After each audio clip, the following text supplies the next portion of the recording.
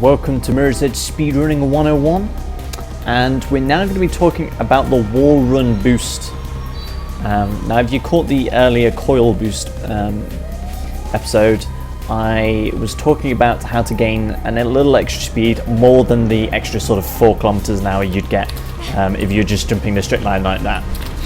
It changes, but you can actually get more speed in a straight line if there's a wall next to you, and it's also applicable in a few other places.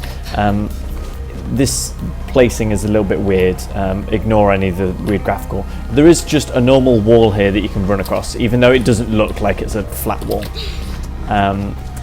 But essentially, if you're wall running and you jump off, you seem to gain a little bit of extra speed. It's not much if you just normally just jump off like that. You can sort of get up to max speed pretty quickly, see 29, 28, 27, that sort of thing.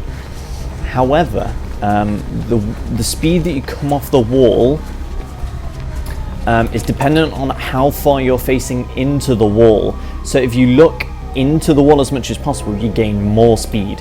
So if you see I wall run and then turn to the left a little bit, I can gain 30, 36 there, 36 again, 36, 37.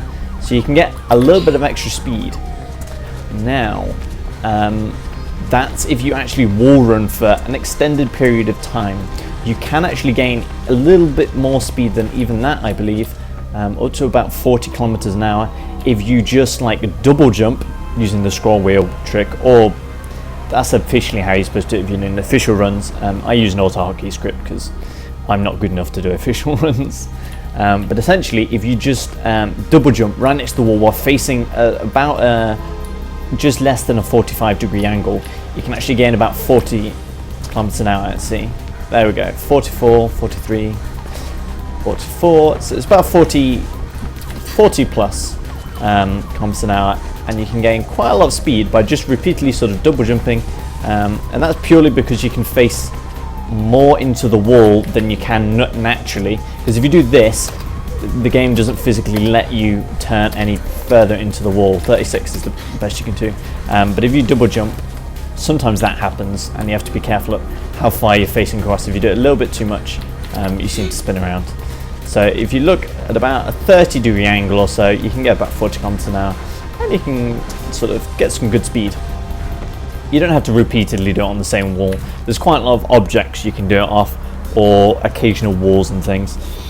There's not many locations in the game where there's extended flat pieces of wall. A lot of them have like door handles and things that you get stuck on. So you have to be careful, and you have to figure out where to use this trick. But yeah, that's the wall run boost. There's a couple of locations where you can also use it to jump further than you naturally can, because you've got a little bit of extra speed. It's a pretty handy tip. You can gain a little bit of speed here and there. It doesn't have super applicable purposes in any specific point, but you can use it to get a little bit of extra speed here and there.